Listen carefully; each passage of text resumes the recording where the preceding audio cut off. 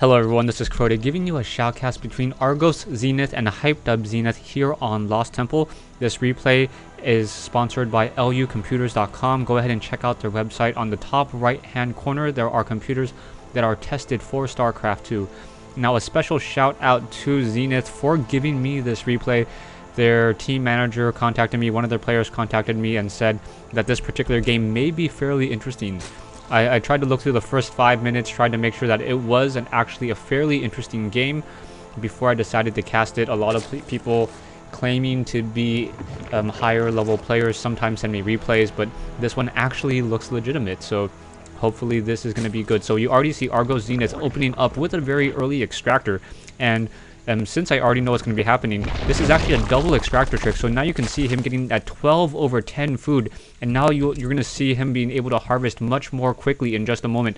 And sitting at 300 minerals every 60 units of time, it will go ahead and get up to about 400 something after those drones are going to be able to mine out.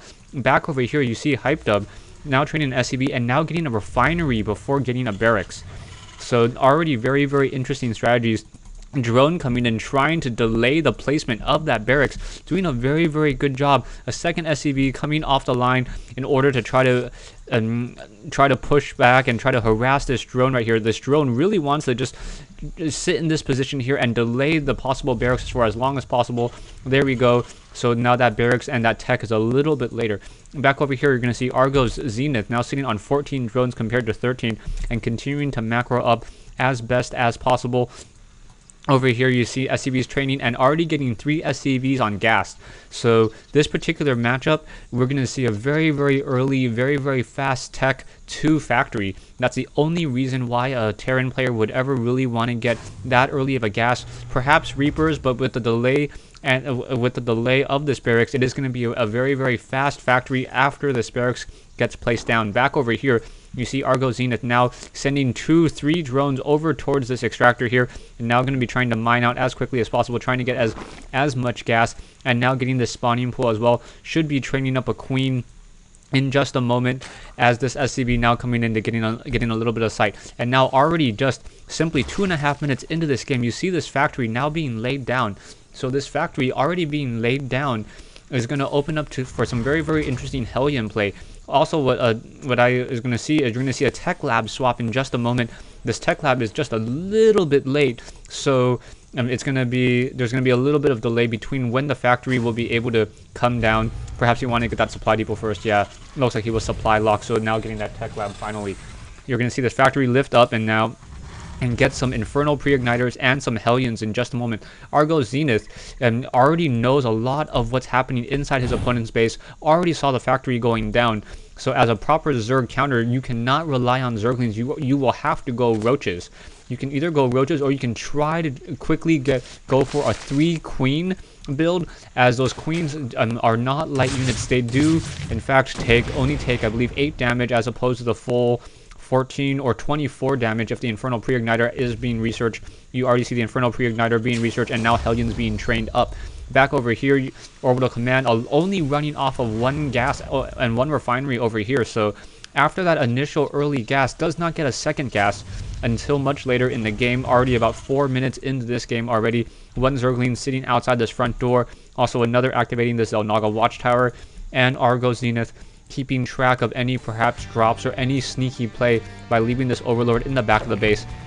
In comes this Zergling wanting to run up that ramp, figure out what was happening. Now he knows that there is a tech lab on that factory, so he's going to be expecting a lot of Hellion play, as a bunker is now being laid down as well. More Marines being trained up. I do not see a starport coming in, and now we have a second Queen being trained up. So yeah, currently sitting on 2 Queens and a couple of Zerglings. Very, very small army for ArgOs Zenith, but this second Queen will be able to start spawning larvae and being able to increase the drone production. Very nice placement on these spying crawlers here, and also getting this roach war and making it very difficult for any Hellions to try to do any sort of run by. They will take damage from this spying crawler, and they also will take damage from this Queen. So we're going to see perhaps some interesting micro from these Hellions now that the Infernal Pre-Igniter has been researched. 24 damage, and now going to move out very quickly. Down goes that 1 Zergling. Hellions do a lot of splash damage. Their attack rate is fairly slow though, 2.5, almost as slow as a siege tank. So as these Hellions are going to move on out, are they going to be able to do any sort of run by? Queen getting in position, and now this one Queen sitting here blocking this whole entire position here, and those Hellions with only a range of 5 now after the most recent patch, unable to really kite those roaches unless they're off the creep. So roaches and now pushing back this whole entire attack over here. So now you should be seeing a transition, a transition into Vikings. Vikings very strong against a Zerg player, and the reactor was put down, and now in comes an Overlord. Overlord gonna get shot down very quickly by those Marines. Marines doing their job, gonna go ahead and splatter that Overlord in the air. Down it goes. Have to watch that starport sometime later. Back over here though, we have Hellions now moving in, trying to perhaps take down this Queen as roaches continue to move on in. Down goes one Hellion though, and this early Hellion harassment is not dealing the damage that Hypdub was trying to go for. So ArgOs doing a good job setting up this natural expansion. You should see, a very large economy difference between the Zerg and the Terran players. 34 Harvesters versus 27. But now in comes the Trump. The Vikings now coming in because of the delay, because of the constant production of those roaches. The Spire and the Hydralisk Den are delayed. So because of that, and the Vikings are going to be able to shoot down and perhaps take down and do a lot of Overlord harassment. So these Queens need to now sit underneath these Overlords, and with a combination of perhaps the Vikings, now with 4 Vikings, only 2 rounds of attack needed to take down an Overlord.